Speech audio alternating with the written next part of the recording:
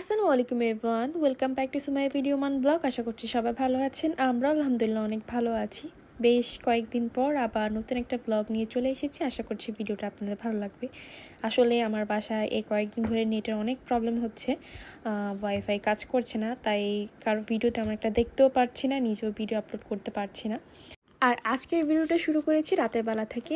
আর আমি ঘুমোতে যাওয়ার আগে আমি রান্নার কাজে বা মোছামুছির কাজে যে কাপড়গুলো ইউজ করি এগুলোকে একটু সাবান পানিতে ভিজিয়ে রেখে যাচ্ছি আর কি, যাতে সকালবেলা দাগগুলো উঠে যায়।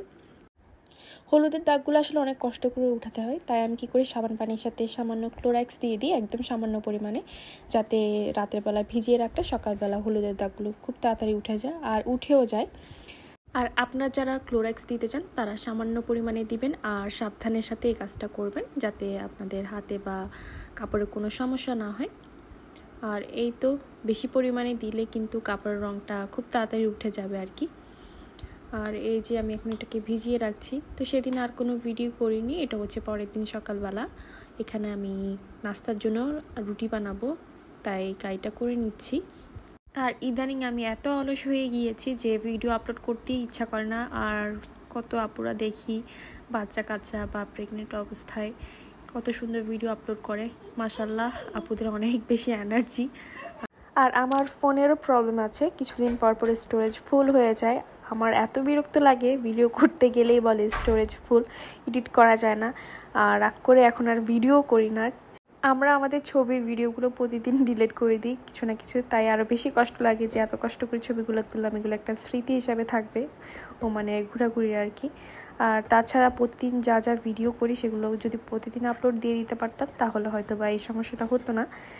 তো ভিডিও এডিট করা হয়ে গেলে আসলে আমি সাথে সাথেই ভিডিওগুলো ডিলিট করে দিই, তারপরেও দেখা যায় স্টোরেজ ফুল।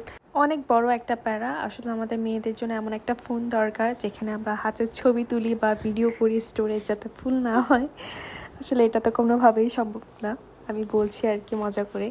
আমরা মেয়েরা এত বেশি ছবি তুলতে পছন্দ করি যে ছবি তুলতে তুলতে কখন স্টোরেজ ফুল হয়ে যায় নিজেরাও বলতে পারি না, এত ছবি হয়ে যায়। আর এই যে আজকে দুপুরে রান্না করব হাতে মেখে ছোট মাছের চচ্চড়ি, যেটা বলতে পারেন, এখানে কাচকি মাছ বোধ হয় এগুলো। তো এগুলোকে আজকে আমি হাতে মেখে তারপর রান্না করব। আমি দেখা যায় যে যেগুলো ফ্রিজের মাছ ওগুলোকে তেলের মধ্যে কষিয়ে রান্না করি। আর আজকে মন চাইলো হাতে মেখে একটু ভালো করে রান্না করি, তাই এভাবে মাখলাম। তেলটা দিচ্ছি না, তেলটা আমি পাতিলে দিয়ে তারপরে মাছগুলো দিয়ে দিব। আর এটা খেতে আসলে অনেক বেশি মজা হয়েছে, কোনো ঝোল রাখিনি, একদম মাখা মাখা করে আমি রান্না করেছি, খেতে খুবই ভালো হয়েছে। আর আমার আপুদের কাছে একটা বিষয়ে দোয়া চাই, আমার মামাতো বোন হচ্ছে বেলজিয়ামের উদ্দেশ্যে রওনা দিয়েছে, তো সবাই তার জন্য দোয়া করবেন, সে যাতে সহি সালামতে পৌঁছে যেতে পারে তার হাজব্যান্ডের কাছে। ও আমার বয়সে অনেক বেশি ছোট, কিন্তু আমার বিয়ের পরপরই ওর আবার বিয়ে হয়ে গিয়েছে আর এখন হাজব্যান্ডের কাছেও চলে যাচ্ছে। আসলে আল্লাহ তাআলা কার রিজিক কোথায় রেখেছেন একমাত্র আল্লাহই ভালো বলতে পারেন। গ্রামে গেলে আমরা একসাথে অনেক মজা করেছি, বিয়েতে অ্যাটেন্ড করেছি, অনেক আনন্দই করেছি, কিন্তু বিয়ে হয়ে যাওয়ার পর আসলে সেই সুযোগটা আর হয়নি একে অপরকে দেখার। ও কোথায় আমি কোথায়, আসলে বিয়ের পর লাইফটাই এমন, চাইলেও আমরা আর পরিবারের বা কাজিনদের সাথে দেখা করতে পারি না, একটা নিয়মকানুনের মধ্যে চলে আসে সব কিছুই, সবার ক্ষেত্রেই আর কি, বিশেষ করে মেয়েদের ক্ষেত্রে একটু বেশি।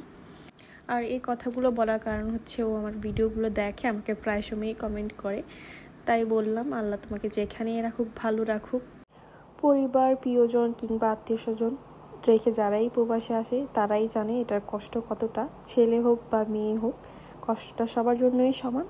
প্রথম প্রথম সবার জন্য মনটা কাঁদায়, কিন্তু পরে আস্তে আস্তে ঠিক হয়ে যায়। আমি এমনও দেখেছি বলে যে প্রবাসে এসে ভালোই লাগে, দেশের থেকে প্রবাসে এসে হাজব্যান্ডের সাথে থাকতে আরও বেশি ভালো লাগে।